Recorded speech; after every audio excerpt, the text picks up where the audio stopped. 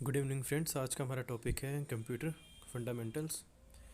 और इस टॉपिक में आज हम देखेंगे कि कंप्यूटर कैसे काम करता है और इसके टाइप्स क्या हैं। तो आज जो हम टॉपिक डिस्कस करने वाले हैं वो है कंप्यूटर फंडामेंटल से रिलेटेड, जैसे कि कंप्यूटर के इंट्रोडक्शंस, कंप्यूटर के टाइप्स, कंप्यूटर की वर्किंग ऑफ कंप्यूटर और कंप्यूटर के पार्ट्स कौन कौन से होते हैं। तो चलिए शुरू करते हैं। तो हम शुरू करते हैं कंप्यूटर के फुल फॉर्म से। वैसे तो कंप्यूटर की कोई भी फुल फॉर्म पहले से डिफ़ाइन नहीं है, लेकिन मैंने अपनी तरफ से एक फॉर्म बनाई है जो कि आप देख सकते हैं स्क्रीन के ऊपर। C for commonly, O for operated, M for machine, P for particularly, U for used in, T for trade, E for education and entertainment and R for research. तो इसका मतलब यह है कि एक ऐसी मशीन जो कि कमांड से ऑपरेट होती है और इसका उपयोग पढ़ाई, मनोरंजन और खोजबीन के लिए किया जाता है।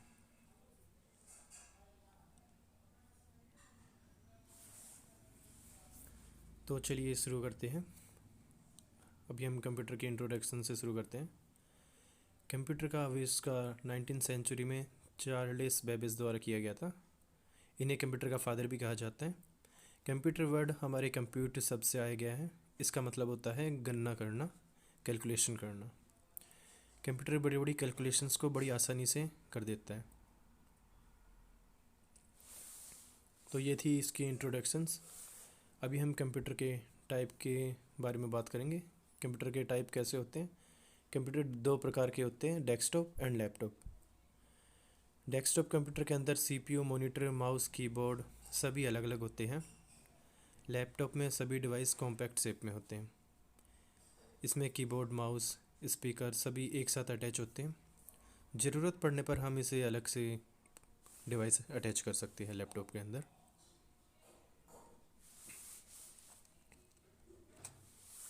देखिए, कंप्यूटर के बारे में जानते हुए हमें डाटा के बारे में पता होना चाहिए। डाटा एक अलग ही भूमिका निभाते हैं। दो प्रकार के डाटा होते हैं। फर्स्ट होता है टेक्स्ट डाटा एंड सेकंड होता है ग्राफिक्स डाटा। जैसे कि आप देख पा रहे हैं कंप्यूटर स्क्रीन के ऊपर, जो टेक्स्ट डाटा वो अल्फ़ाबेट्स, नंबर्स होते हैं, और जो ग्राफिक्स डाटा होता है वो पिक्चर की फॉर्म में होता है। अगर हम डाटा की बात कर रहे हैं तो हमें इसकी प्रोसेस के बारे में पता होना चाहिए कि कंप्यूटर कैसे काम करता है, डाटा का प्रोसेस कैसे होता है। डाटा की प्रक्रिया को हम 3 भागों में बांट सकते हैं।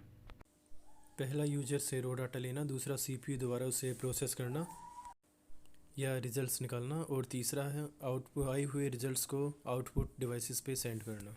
समझने की कोशिश करते हैं। जो हम कंप्यूटर में इनपुट डिवाइस से डाटा इनपुट करते हैं, जैसे कीबोर्ड, माउस आदि, इनपुट होने के बाद डाटा स्टोरेज यूनिट में जाता है जहाँ पे ये स्टोर होता है। स्टोर होने के बाद अगर इसके अंदर कोई कैलकुलेशन है तो ये ALU के अंदर जाता है, अर्थमेटिक लॉजिक यूनिट।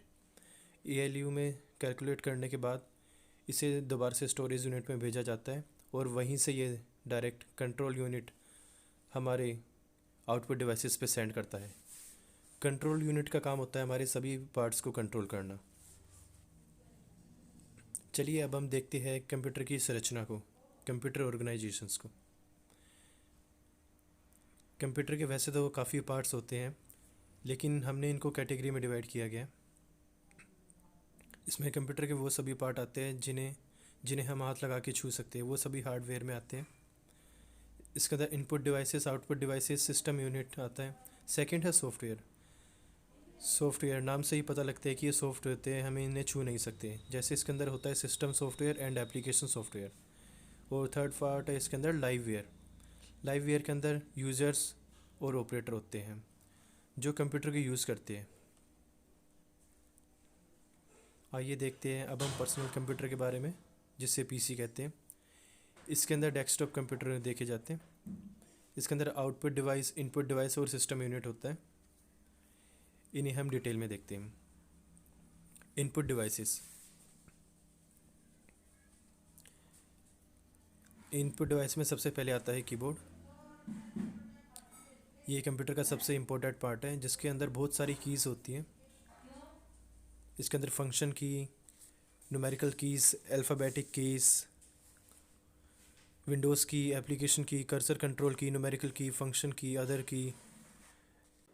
आप इस पिक्चर के ज़रिए उन सभी कीज़ को आसानी से क्लियर देख सकते हैं। तो हम इसमें अब नेक्स्ट देखते हैं इनपुट डिवाइसेस, जिसके अंदर आता है माउस। माउस एक इनपुट डिवाइस है जिसके अंदर दो बटन होते हैं, left and right,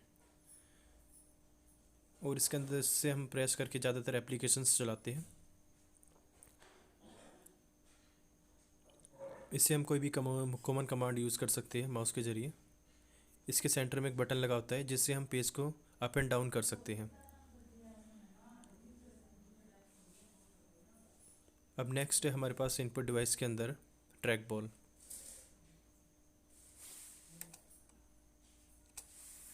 track ball, हम इस बॉल को घुमा के माउस के पॉइंटर को मूव कर सकते हैं। नेक्स्ट है इनपुट डिवाइस के अंदर इलेक्ट्रॉनिक पेन।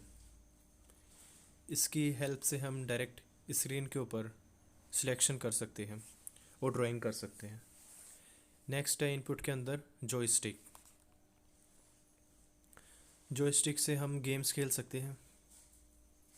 नेक्स्ट है इनपुट डिवाइसेस के अंदर टच स्क्रीन। टच स्क्रीन से हम फिंगर से टच करके सभी काम कर सकते हैं, जैसे कि आप आजकल एंड्रॉयड मोबाइल्स के अंदर टच करके मोबाइल की यूज़ करते हैं। नेक्स्ट है इनपुट डिवाइस के अंदर स्कैनर। यह भी एक इनपुट डिवाइस है जिसके यूज़ से हम अपने पेजेस फाइल्स को स्कैन कर सकते हैं। इसमें दो तरीके के स्कैनर होते हैं, एक फ्लैट पैड स्कैनर और एक हैंडी स्कैनर होता है।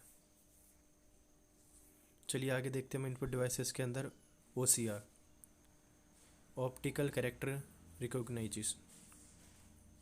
इसके ज़रिए हम किसी भी पेज या टेक्स्ट को हम आसानी से स्कैन कर सकते हैं और किसी भी मैटर को हम फ़ोटो को या के रूप में स्टोर करके रख सकते हैं। नेक्स्ट डिवाइस हमारा आता है OMR, ऑप्टिकल मार्क रीडर। यह भी एक स्कैनिंग डिवाइस है जो सभी पेंसिल या पेन के सिंबल को स्कैन करता है। जैसे कभी आपने कोई भी गवर्नमेंट एग्ज़ाम या स्कूल के अंदर कोई OMR शीट बेस्ड एग्ज़ाम दिया होगा, जिसके अंदर ऑप्शंस होते हैं, हम उन्हें पेंसिल से मार्क करते हैं। ये OMR मशीन उन सभी पेंसिल और पेन के डॉट्स को स्कैन करता है और चेक भी की जा सकती है। नेक्स्ट है इनपुट डिवाइसेस के अंदर बार कोड रीडर।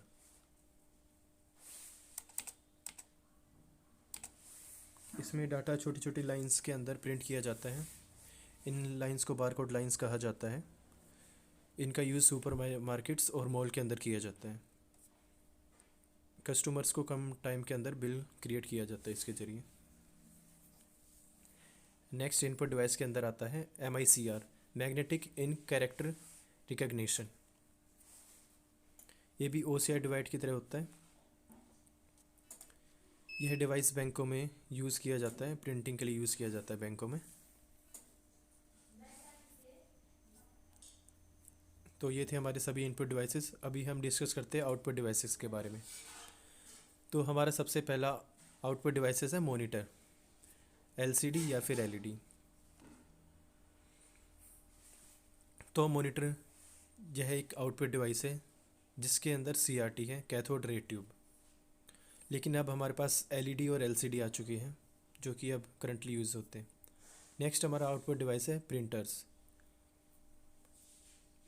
इसका कार्य भी डाटा को हार्ड फॉर्म में निकालना होता है।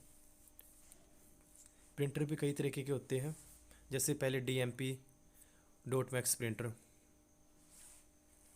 ये प्रिंटर अपने नाम की तरह ही होता है। ये प्रिंटर किसी भी प्रिंट को डॉट के रूप में निकालता है। आउटपुट डिवाइसेस के अंदर अगर हम प्रिंटर की बात कर रहे हैं तो नेक्स्ट इसके अंदर आता है इंकजेट प्रिंटर। यह प्रिंटर फ़ोटो टेक्स्ट दोनों को प्रिंट कर सकता है।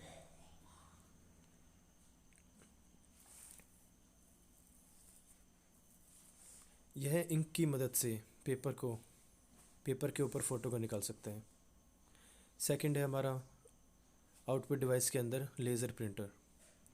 यह भी आउटपुट डिवाइस है। यह लेज़र बीम के द्वारा प्रिंट करता है। ये ग्राफिक्स और टेक्स्ट दोनों चीज़ों को प्रिंट कर सकता है। इसकी क्वालिटी बाकी पहले के दोनों के प्रिंटर से तेज़ होती है। उसके बाद आता है हमारे पास प्लॉटर्स, ऑफसेट प्रिंटर्स। यह भी एक तरीके के प्रिंटर्स होते हैं जो कि प्रोफेशनल प्रिंटिंग के अंदर यूज़ होते हैं, जिनके अंदर बड़ी बड़ी पेंटिंग्स निकाली जाती हैं और स्टिकर कटिंग्स की जाती हैं। उसके बाद हमारा आता है सिस्टम यूनिट। तो सिस्टम यूनिट के अंदर इसके अंदर हमारे सीपीयू होते हैं, सेंट्रल प्रोसेसिंग यूनिट।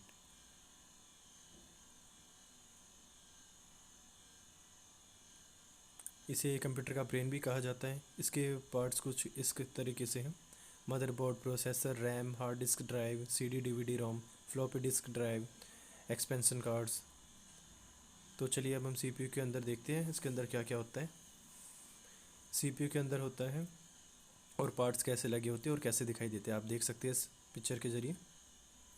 इसके अंदर पावर सप्लाई है, कूलिंग फ़ैन है, ग्राफिक कार्ड्स है, CMOS सेल है जो कि डेट और टाइम को सेट करता है। इसके अंदर CD DVD रोम है, CPU फ़ैन है, केबल्स है, हार्ड डिस्क ड्राइव है, मदरबोर्ड है, रोम है। रोम यानी read only memory, cooling fan होता है। ये CPU के अंदर का सारा व्यू था। नेक्स्ट हम चलते हैं सिस्टम सॉफ्टवेयर के ऊपर। तो सिस्टम सॉफ्टवेयर के क्या होते हैं, इनमें सबसे पहले आता है सिस्टम सॉफ्टवेयर, जिसमें सिस्टम से रिलेटेड सॉफ्टवेयर्स आते हैं। इनकी हेल्प से ही हम कंप्यूटर चला सकते हैं। अगर ये नहीं होते तो इस कंप्यूटर स्टार्ट नहीं होगा और हम कंप्यूटर को नहीं चला सकते। हमें एक ऐसा सिस्टम चाहिए जो कि ह्यूमन लैंग्वेज को मशीनी लैंग्वेज में कन्वर्ट कर सके और मशीनी लैंग्वेज में कंप्यूटर को समझा सके कि हम उससे क्या आउटपुट चाहते हैं। तो ऐसा कार्य सिर्फ सिस्टम सॉफ्टवेयर ही कर सकते हैं, इनके जरिए ही कंप्यूटर चलता है।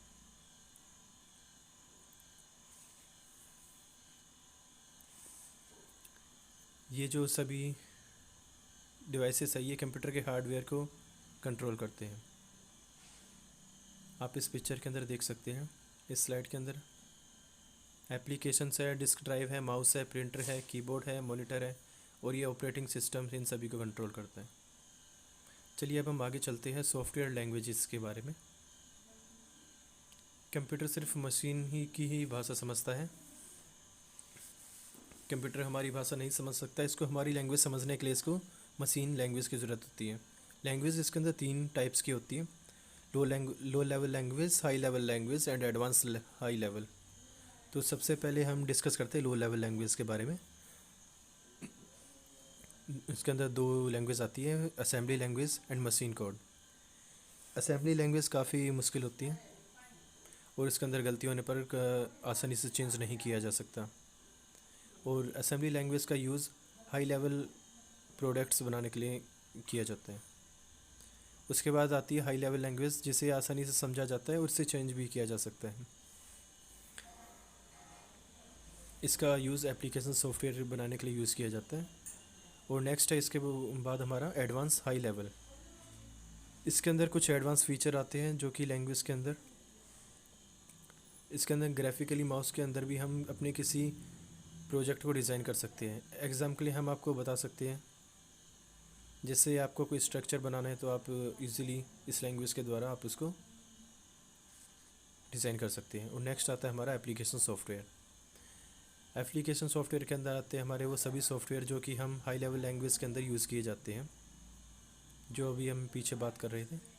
MS office, multiplayer, Google Chrome, games, graphics software, accounting softwares, ये सभी हमारी कंप्यूटर से रिलेटेड जानकारियाँ थी।